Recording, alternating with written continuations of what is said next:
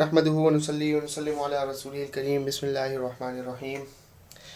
اجوف واوی اسباب ضرب یضرب مادہ باع یبیع کی گردانیں ہم نے پڑھیں، یاد کیں، اور اب ہم ان گردانوں کی تعلیلات سمجھیں گے. تو پہلا صیغہ واحد مذکر غائب کا باع، اس کی تعلیل دیکھتے ہیں. کہتے ہیں کہ باع اصل میں بیع تھا.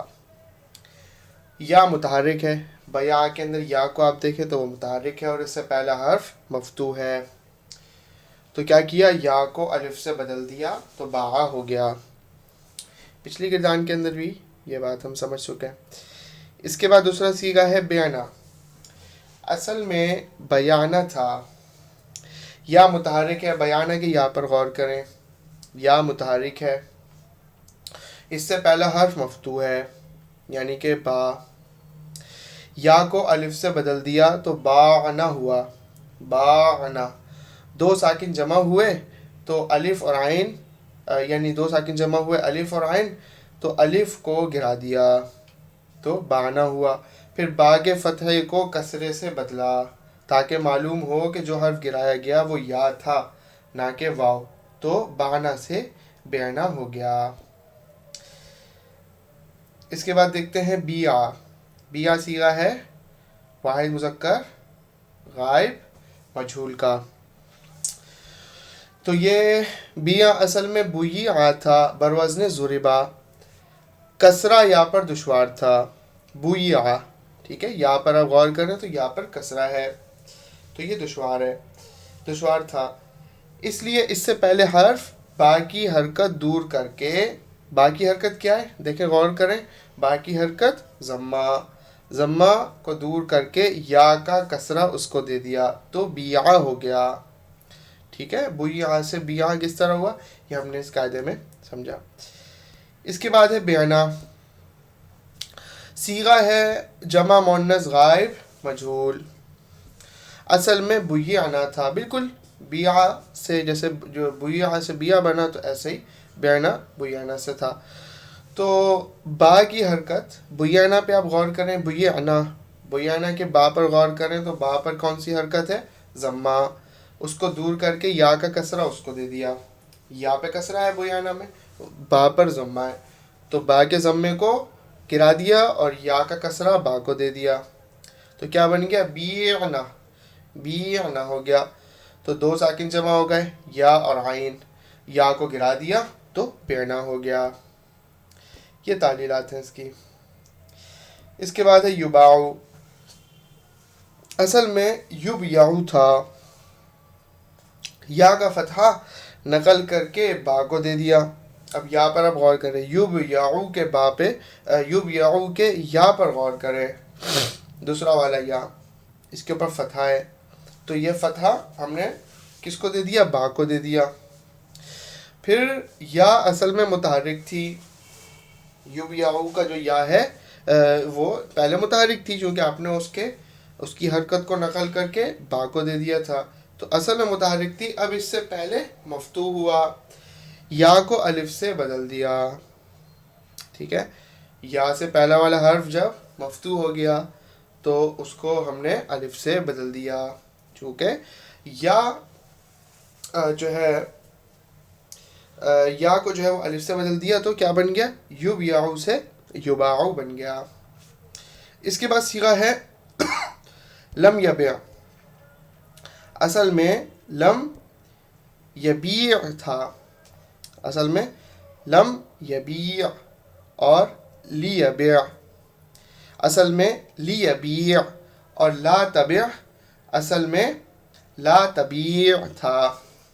ان صیغوں میں یا کا کسرہ با کو دیا اور دو ساکن جمع ہوئے یا کو گرا دیا.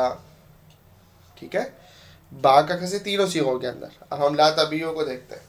لا تبیع سے لا تبیع بنایا.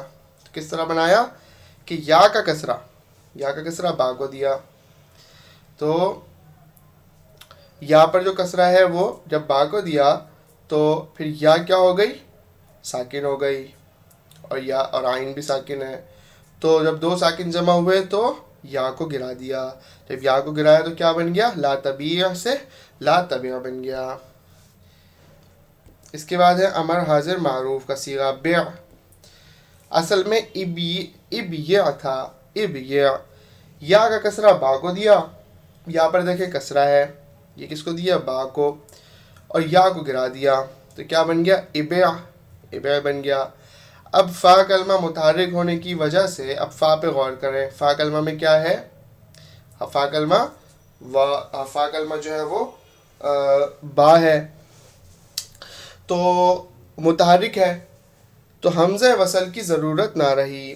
تو با سے پہلے جو حمزہ ہے, چونکہ جو فا کلمہ ہے وہ خود متحرک ہو گیا, تو کیا کیا ہم نے؟ حمزہ وصل جو اس سے پہلے تھا ابیع کا جو حمزہ وصل جو حمزہ ہے شروع میں, اس کی ضرورت نہ رہی تو اس کو بھی گرا دیا. تو کیا رہ گیا؟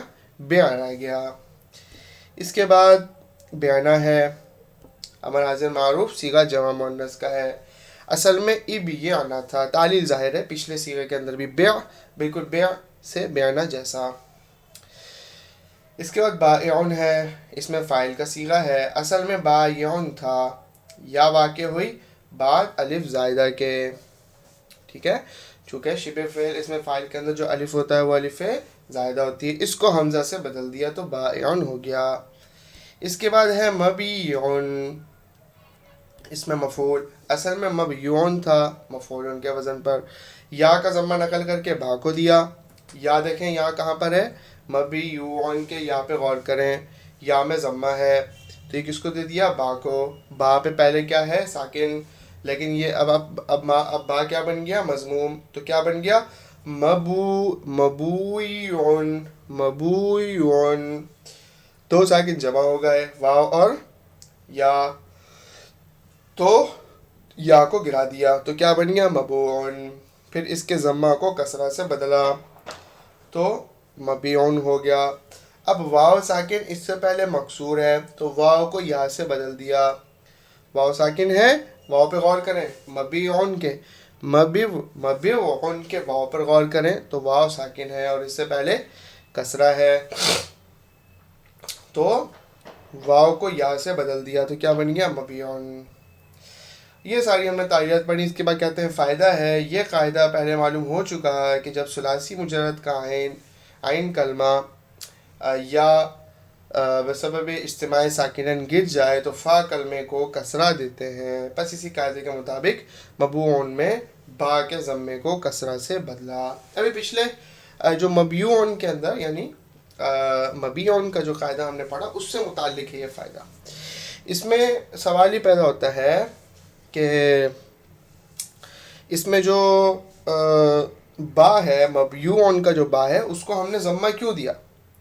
اس کا انہوں نے قاعدہ بیان کیا کہ جب عین کلمہ یا یعنی کہ مبیعن کے اندر جو یا ہے بسمع اجتماع ساکنین گر جائے تو فا کلمے کو کسرہ دیتے ہیں.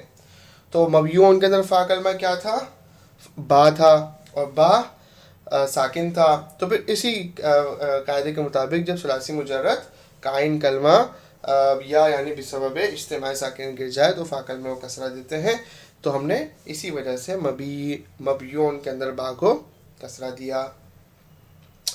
تو یہ جو ہے ہم نے قاعدے یہاں پر پڑھے, اور اس کے بعد ان کی تعلیلات کو پڑھا, ان کو یاد کریں, اور ان کو جو ہے ان کو اپنے کردار آپ نے یاد کیے اس کے اندر منطبق کریں. اس کو بس زندگی میں ایک بار یاد کرنا ہوتا ہے, ایک دفعہ یاد کر لیں, پھر ہمیشہ یہی قاعدے آپ کے ذہن میں